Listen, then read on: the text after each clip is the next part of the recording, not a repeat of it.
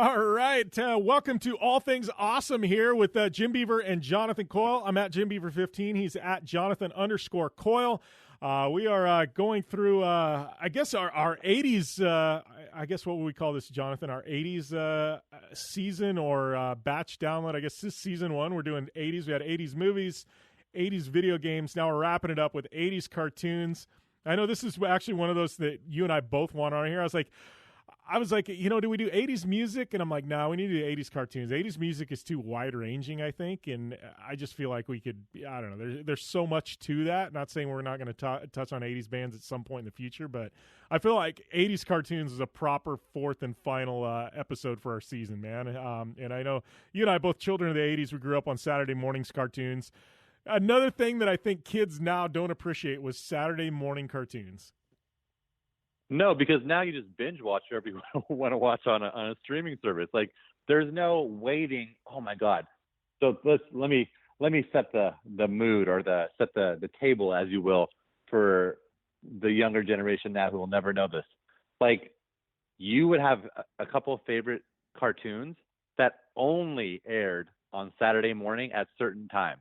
So, for example, let's say you wanted to watch Dino Riders. Well, you could only watch Dino Riders at 7:30 a.m. Saturday morning. And if you missed that episode, there was no going back on DVRing it.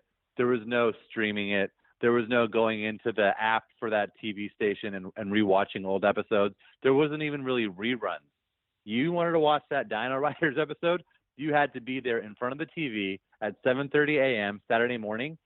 And that's if you wanted to also, like, let's say, for example, you would follow along. Like, these episodes, they were episodic. They weren't one of those things where they show once. It was like an actual, like, series, like a Game of Thrones, where you wanted to see what happened next week. So you would watch your episode, it would end, and you would then have to wait till next Saturday morning at 7:30 a.m. to see what happened in that saga. It was crazy. And the anticipation, you'd be up at 6 a.m. on Saturday. You'd run into the kitchen, you'd make yourself some cereal, you'd bring it into the TV room, you'd sit down, you put on the station, and you would actually wait for the station to come back on. That's another thing that kids don't realize now. Stations would end at a certain time and turn on at a certain time. So let's say, for example, you were watching ABC. At 2 a.m., ABC would go blank, and at 6 a.m., it would come back on. So you would sometimes be sitting in front of the TV, and it would have like a countdown screen of when the station would come back on the air, and you'd be there with your cereal waiting for your Dino Riders episode to start. Yeah, and how bad was it? I remember as a kid when they'd get into one of these and it would say to be continued next week. Jesus, always. Dude, I hated that. It was like, no, I got to wait a week. Like, kids now, it's like, oh yeah, we'll just go to the next one. No, like, it was so brutal. I hated that. Like, if it didn't cap like right then and it was like a to be continued, no, I hated that, because then but it was one of those too. Like, gosh, it was so crazy because I just remember I set my alarm on Saturday mornings. Kids now, they never set their, alarm on Saturday mornings. We did just because you didn't want to miss it. Bro, and think about this. This is a whole other episode, just what I'm about to talk about right now. We could do a whole episode on this. Jim, we used to watch commercials. So we would watch a TV show, and literally if the time slot was 30 minutes of TV time for that show, 20 minutes of it was TV, and the other 10 minutes were commercials. We watched commercials back then as well.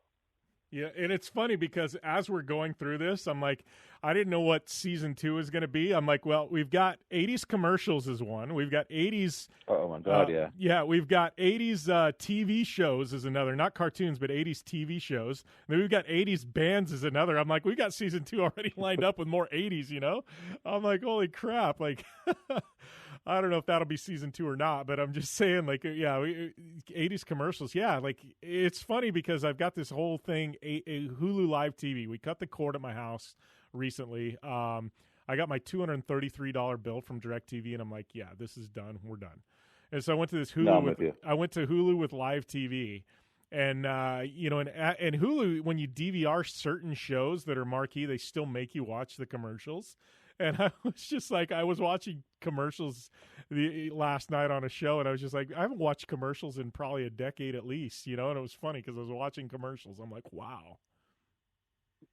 It's the idea. Okay, so the idea of a commercial now is so like, I will pay whatever I need to pay to not watch a commercial. Like it's almost become a matter of principle for me now. I get insulted if I have to watch commercials, which is hilarious. Like I think YouTube though, I think their way of doing commercials is going to be the wave of the future for it, because they do it where it's not aggravating. Like, okay, so you watch like 30 seconds, if that, before the show starts, and then maybe if the show is really trying to like monetize, or the whatever, YouTube episode, they might do one in between, but it's like 20 seconds, and then you're back to your stuff. So they do it in a way where it's not as intrusive. Whereas when we were kids, commercials would ruin TV, because you'd be just getting into the flow of what was going on, and then right to commercial. Super Soaker, get your Super Soaker now. Wild and wacky. Like, it was crazy, man. Yeah, slip and slide from Whammo. Dude, okay, once again, that's a whole other like episode 80's of toys. 80's like toys. Oh, dude, I think season 2, we're gonna have to. I don't know. We're gonna go and record season 2 here in another week or something. 80's toys. God, and then we haven't even touched on the 90s, because the 90s is a whole freaking time capsule in itself as well. That thing is nuts. So the 80s is crazy, but then you get into the 90s, and it really just is almost like the 80s on steroids. I think this podcast is going to have some legs, man. We got a lot to talk about. Yeah, I'm with you. Too much. We have too much content to talk about. Too much content. How do we cram it all in? So 80s cartoons, yeah. So, and it's funny because remember there was Saturday morning cartoons. No, there was after school cartoons. There was after-school cartoons. There was Saturday morning cartoons, which were the good ones, man. They saved those for Saturday mornings. And then there was the cast-offs that couldn't hack it as a Saturday morning cartoon, and they were a Sunday morning cartoon, knowing that, like, kids are in church, this and that. Like, if you were a Sunday morning cartoon, you were like, yeah, dude, it was like, that was like those are the ones that couldn't hack it on, as a weekly or as a, on Saturday mornings or after school. That was a total cast-off cartoons with Sunday mornings. Dude, that's hilarious. You're 100% right. Like the premium content, that was a Saturday morning. Like what? Thundercats? Thundercats were definitely a Saturday morning one, right? Yeah, Thundercats were definitely and they came late 80s, because Thundercats, I actually downloaded a couple seasons onto my iPad, so when I fly I can go and and watch some of this stuff, and I just save those for like when I'm flying. I don't sit at home and watch them, but I've got a couple seasons of Thundercats that I've started rewatching. Dude, those still hold up. They're really, really, really good. That was like, you watch He-Man, and I still watch those. I've watched some of them. They were a little cheesy, but like Thundercats came in and perfected it. You know what I mean? Like that was like, no, Thundercats were badass. That was the pinnacle of 80s cartoons as far as I'm concerned. No, I agree with you. It's funny too, because I think we've had this conversation off air. I brought it up. I watched these 80s cartoons, like and the homoeroticism at the time was just perfectly done. Like all the guys with like the bulging crotch stuff going on, and they all had really like tight, skin tight. I mean, He-Man was in his underwear. Let's right. Just call a spade. He was literally walking around in his underwear with his cod piece out, and then like Lionel and Thundercats. It was just hilarious, man. Whoever was drawing this stuff definitely had a sense of humor. Well, and who thought up the name He-Man? Like he it's like, guy or something, like He-Man. Yeah. Like what? Dude guy. Yeah, dude guy. Like you want to talk about like a complex? Like I want to interview the dude that came up with the name He-Man. Like who the hell is this guy? Totally. Like, and he's gonna be an ultra guy. He's gonna be like a bodybuilder with double sword. He's gonna ride a tiger, and his name is the He-Man. Yeah, it's hilarious, dude. The name He-Man is so awesome. I named one of my French bulldogs He-Man, because I literally say his name and I die laughing every time. Yeah, dude, it's like so bad. It's like, what is the manliest thing we can come up with? He-Man. Yeah. and then She-Ra. I'm like, okay, well, he has to have a female counterpart, and we'll call her She-Ra. Yeah. All right, cool. Let's call her She-Ra. Yeah, she was the sister he didn't know about, right? Until they like ran into each other and found out they were related. Yeah. Dude, were you but a listen, She-Ra watcher, okay. or were you like strictly only a He-Man guy? You know what? I watched She-Ra because she was just on. It was Yeah. like one of those things. Like that's another thing too. The kids, I don't think they realize is that at the time, like if it was on, you were watching it because you didn't have a choice. Yeah. So I would watch She-Ra because she was just on Saturday mornings. Like Exactly. that's what you did. Yeah. You didn't really. But dude, there's one I want to talk about because I literally think that if they redid it today, it would still kill. Dino Riders. So Dino Riders was literally, it was like, I'm shaky on the full premise of it, but essentially like these astronauts or some kind of like people, like think of people from like our world, right? They were doing a space exploration or something along those lines, and they ended up on like this alternate planet, and the planet has, so listen to this for freaking amazing for a 10-year-old boy. You have dinosaurs, right? They've tamed dinosaurs. So now like they're riding dinosaurs. They have dinosaur pets. They have T-Rexes, raptors. They have whatever the flying pterodactyls. But now they are not only are they riding these dinosaurs and they have a bond with these dinosaurs, but their technology is pretty far advanced as well. So you have a T-Rex with like missile launchers on it. You have a pterodactyl that you're riding that shoots like lasers and drops bombs. Like it is dinosaurs with explosive devices on them that you are able to ride and control. It was amazing, dude. Well, and I remember Dino Riders, and I remember I'm like, that wasn't on TV long. I just pulled up the Wikipedia as we're talking about Dino Riders because I was like, man, there had to have been something. Yeah, they made one season. They only made 14 episodes of it, and the reason why they only made 14 episodes it was tied to a new toy line from Tyco. So they literally made 14 episodes of this show just to promote a new toy from Tyco. So I'm like, yeah, and they did marketing totally different in the 80s because I remember I'm like, yeah, that was a good show. I'm like, it wasn't on long. Yeah, truthfully, it was only on for 1 year and 14 episodes. Yeah, basically they are genius. They created advertisement. They had literally a child was watching a 30-minute advertisement every Saturday morning. And I had the Dino Riders, all the toys. I had the T-Rex that shot the missiles and the whole thing. So they were, I mean, look at Transformers, for God's sakes. Like, of course they would have the cartoon Transformers, and of course they would sell every single one of those Transformer, like, I don't want to say dolls because we were guys, action figures? Yeah. Action toys? Yeah. No. And same thing with Thundercats. I had the Thundercat, the sword. I remember having the sword. Yeah. Well, all these, yeah. So Thundercats had a toy line. Obviously, Dino Riders did. Mask, which I know what you're talking about, you didn't really remember. It was kind of a ripoff of like a G.I. Joe.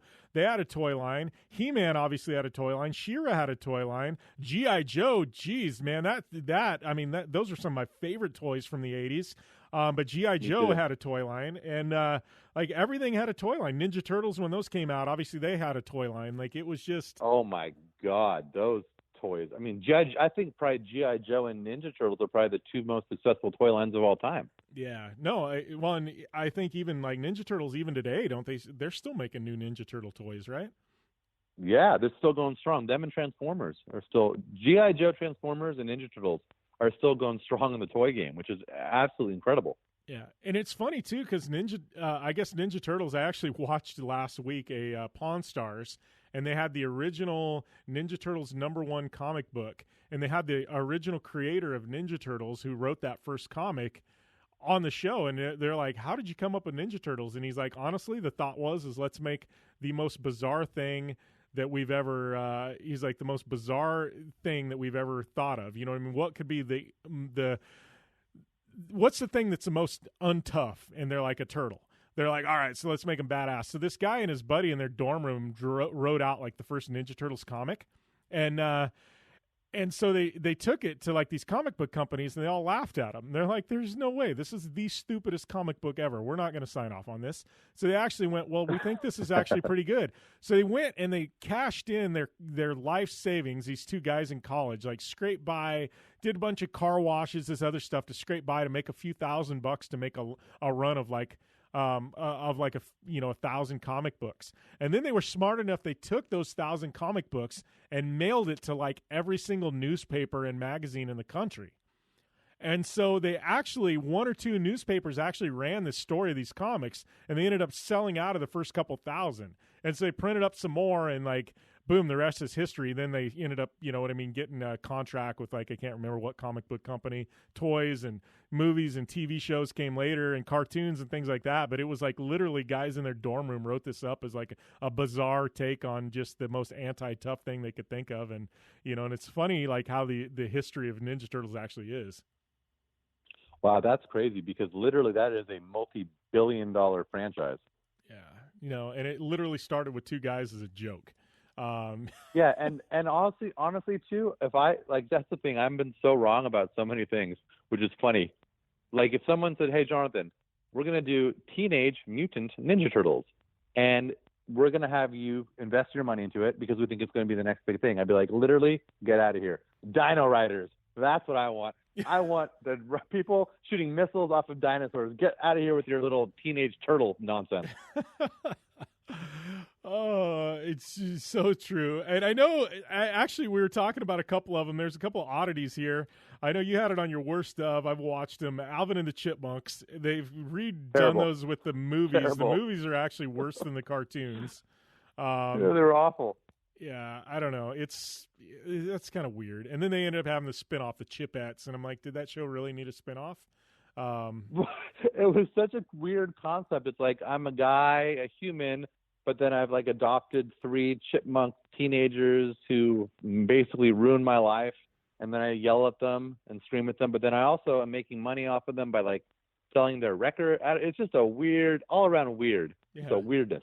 Yeah, one was fat and ate too much. One was smart, and the other one was a delinquent. Yeah, it's exactly. And then the best part is like how you said the spinoff. Oh, let's take the exact same thing and just make them female chipmunks, and literally they'll be the exact same character, but just with a female drawing and a female voice, and it'll be literally the exact same thing. Yeah. So we're not even creating like new content. We're actually just taking the same thing, exact same thing, and just changing the gender. You remember, so I'm just going down some oddities here. There was, Smurfs. I mean, everybody watched Smurfs, I think at some point, you remember Yeah.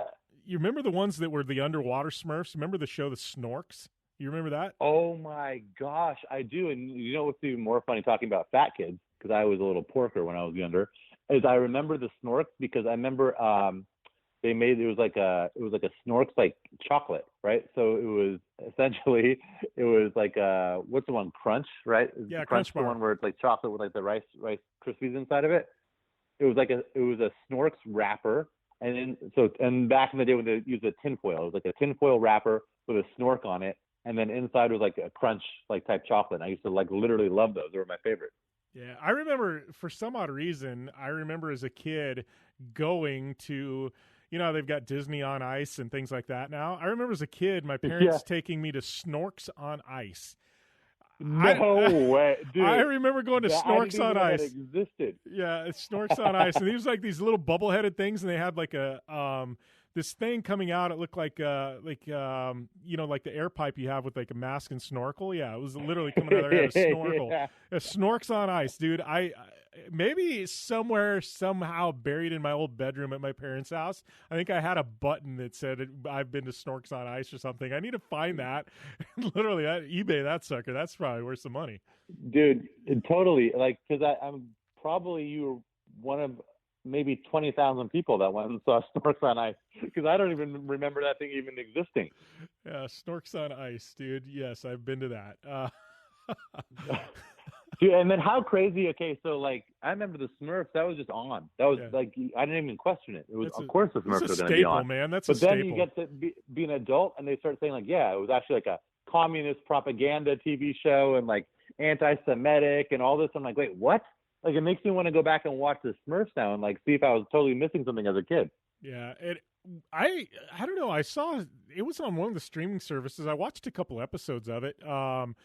Just something will pop up on these streaming services, and you'll go and you'll be like, oh, dude, I want to watch one of those episodes. And I remember it wasn't bad. It was actually, some of these cartoons and stuff are horrible now.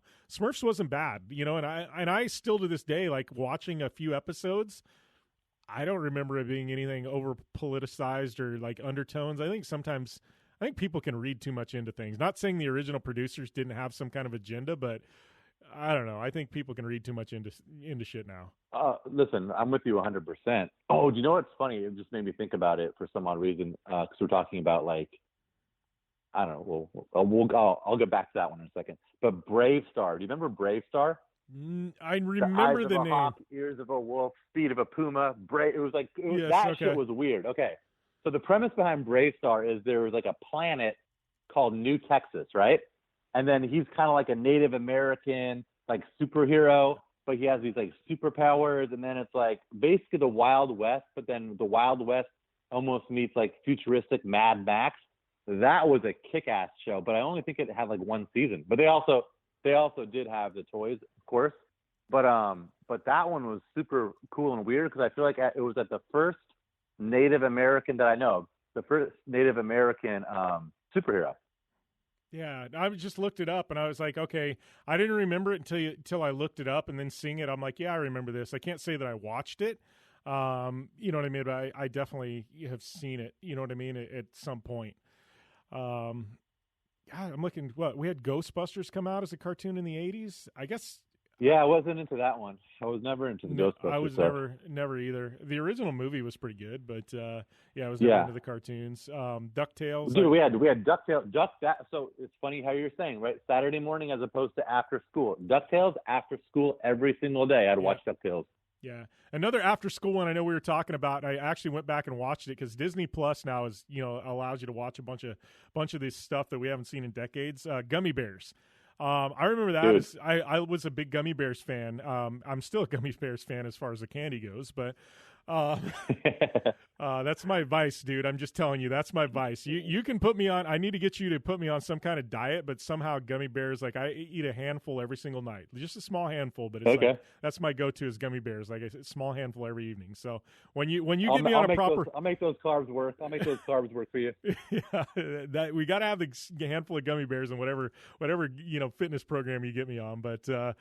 Yeah, that cartoon, you were talking about it. I never really thought about it. You're like, dude, how did they not make gummy berry juice? And I'm like, have no idea, but every kid would have drank it for sure. Dude, and in the era where they were geniuses at blending the two, like we're talking about like Dino Riders, they literally created a TV show just to sell a product. Yeah. Like every other cartoon was making money off of the product. Gummy berry juice, my God.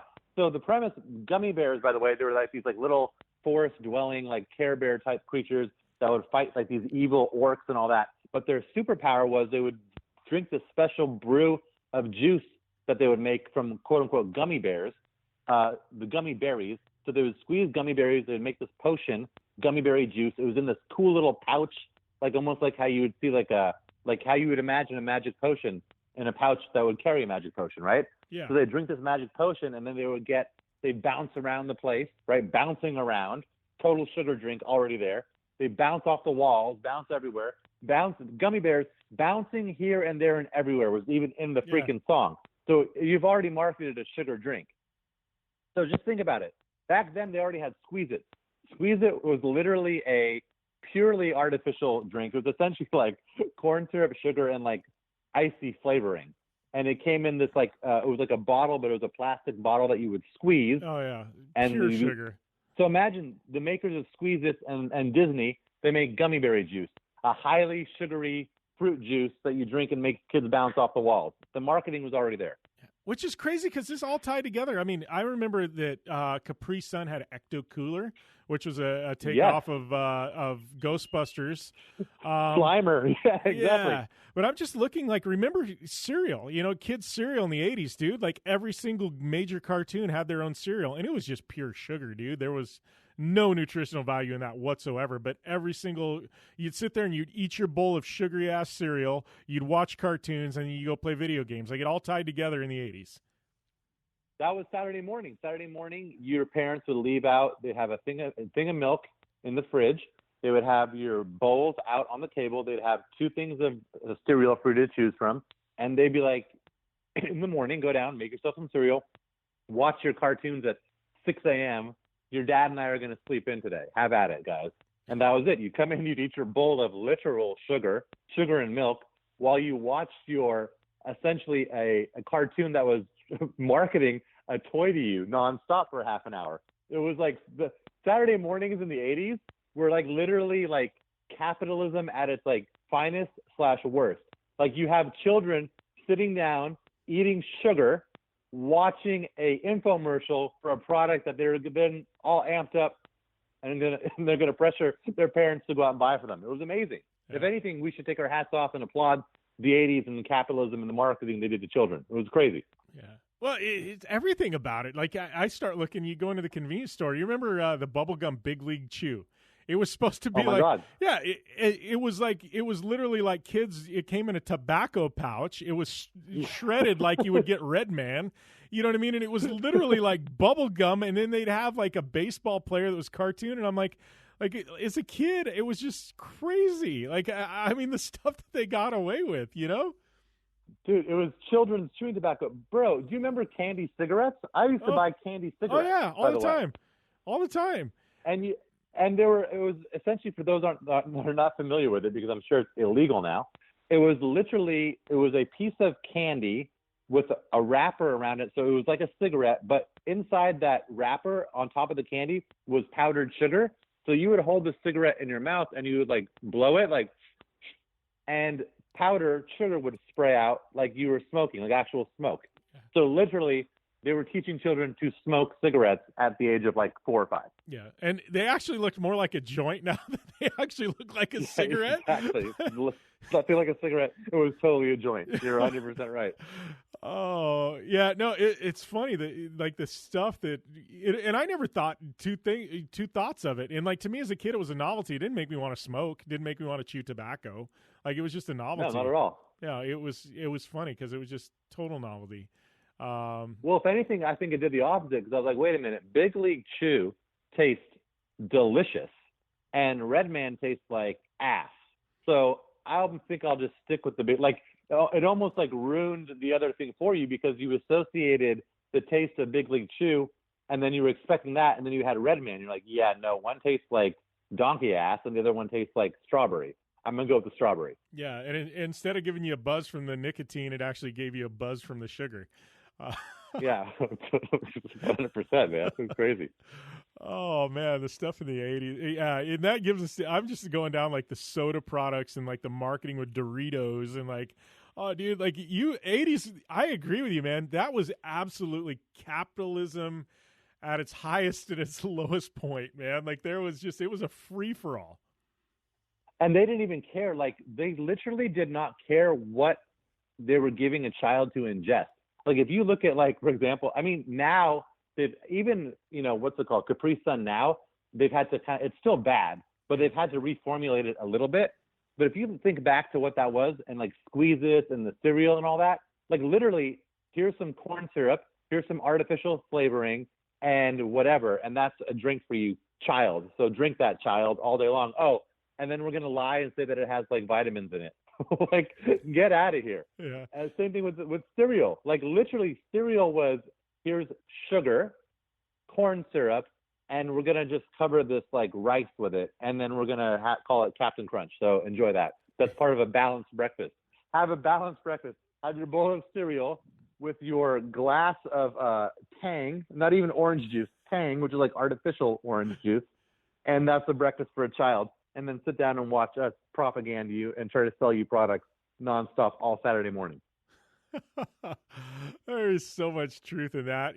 Actually, you mentioned Capri Sun. I got to give them credit because they're one of the 80s brands still around. And actually, my daughter drinks those, but we don't allow her to drink the real Capri Suns, which they still sell. They've got ones called Raging Waters, which is basically it's water and they put a little bit of flavoring in it and it's got like no calories, and it's just flavored water and there's like no sugar. And so it gets really cold in that like aluminum foil pouch and stuff like that. But there's a few 80s brands that actually have kind of modernized, I guess, and are still stuck around. I mean, Captain Crunch, they're still around, things like that. But it'd actually be funny to look because how bad cereal was in the 80s.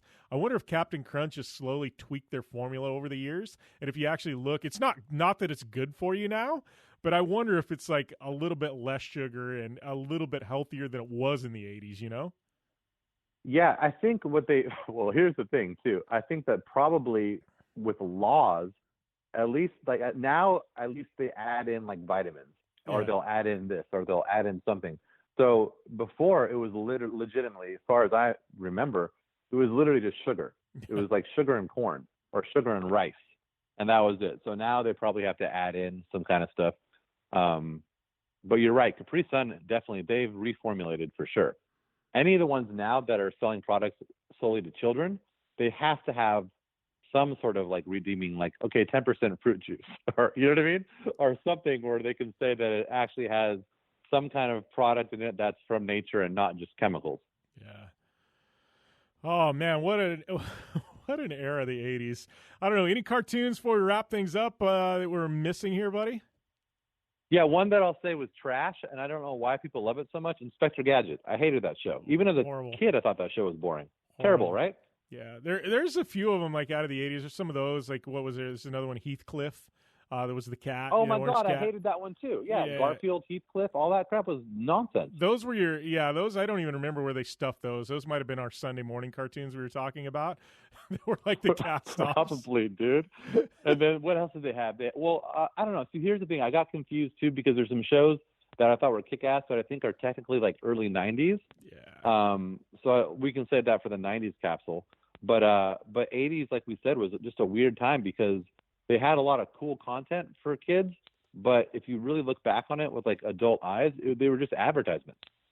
Yeah, that's it. Even the He-Man, like the cartoons, like Thundercats, like I said, they aged well. You watch back and watch He-Man episodes and stuff like that, and it's like, yeah, I can. It wasn't as good as I remember. You look at, you watch it with kids' eyes, and you're like, this is the ultimate. You watch it now, and I'm like, yeah, this is not as good as I thought it was. The one show that I do have to give credit to, because even though they would do their, it was like whatever, a cartoon, whatever, but G.I. Joe, because at the end of it, end of all of it was like, and they give you like a little PSA, like, and here's how you do the Heimlich maneuver, or here's how you do whatever, and now you know, and knowing is half the battle. They'd always do some good little thing at the end of the cartoon where they taught you something that was like important, and I do appreciate that. I thought that was like smart. So like, yeah, we're gonna sell you on G.I. Joe the toys nonstop, but at the end of it, we're always gonna finish with something that the kid can actually really use in a real life situation to benefit them or someone around them. So I have to give credit to G.I. Joe for that, because I think they were the only cartoon that did that. Yeah, and it's funny, too, because G.I. Joe, you look back, I've never seen a military cartoon where not one person ever died. Literally, they've got their guns and their laser guns, and they'll have this epic battle with literally like millions of bullets flying back and forth. Not one person ever got hit. I think there's like one episode I can remember somebody's leg got grazed, and like a laser gun like tore their pants leg, and they got a little red scratch. And I remember it was like, oh, so-and-so got hit. And it was like one time in the entire run of the thing where one person had a laser that grazed their leg or something. And it was like, but like you look back, I'm like, how did you have a military cartoon? Not one person ever got shot or killed. And they had these epic gunfights, you know what I mean? And it was like, I don't know, it's crazy. Like that actually happened, No, and I feel like G.I. Joe did it right, because G.I. Joe essentially showed that, listen, you can have, this show is literally nonstop violence, like quote unquote violence. And I use that not in like I'll explain more. It's nonstop violence, but like no one's being injured in it, right? So I would say it was more action based than violence based, right? I feel like violence is like people are getting hurt. G.I. Joe showed that, listen, we can have an exciting show. Boys are going to love it. It's going to be super pro military. It's going to be super pro like action, the whole thing. But we don't have to have people dying in it. We don't have to have people getting injured. We don't have to have that. And it's still going to be something that people are interested and love to watch. And kids are going to go and they're going to play G.I. Joe.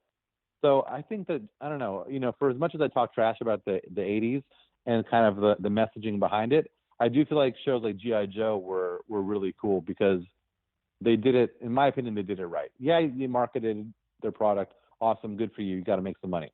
But they also had their little PSA at the end, which is giving the kids something good. Yeah. And they had an action-packed TV show that wasn't glorifying violence. So if I have to give anything props to, I'll give it to G.I. Joe. Yeah. What is it? I think any kid from the 80s remembers knowing is half the battle. And knowing is half the battle. Yeah. And then G.I. Joe. Yeah. Like, yay. Yeah, it was rad. Yeah. So, yeah, that was good subliminal messaging right there for sure. Yep, exactly. Awesome. Well, I think this wraps up season number 1 of our new show, All Things Awesome. I don't know, man. It's been fun. I know season 2, we're going to have to come up with our structure for season 2 because I think at this point we've got a lot of options a lot of paths we could go down for season 2, man. Yeah, no, it's rad. Like we can do, I almost think of it like a time capsule, right? Like we can either stay on the 80s thing or we could hit 90s for a little bit. And then jump back to 80s. I mean, there's so much. There's fashion trends. There's freaking hairstyles. Oh, gosh. 80s hairstyles. Oh my God. Man. Like, come on, man. Yeah, there's, and we got into movies. We didn't even get into TV shows. And I start looking at things like, man, like Punky Brewster, Alf. Like, there's so many, like, 80s TV shows.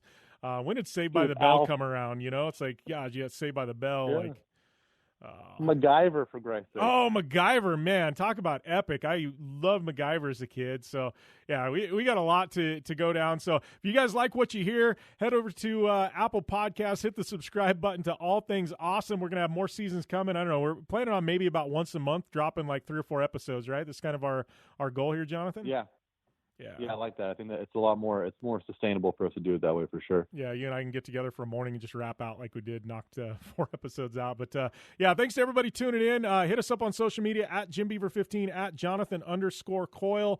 Let us know what you think. And yeah, for the season number 2, we'll definitely get YouTube cranking as well. Get some content dropping over there, but we'll get the channel started up. So go and check us out on YouTube as well. And signing off from, episode 4 of season 1. We'll see you guys next time right here on All Things Awesome.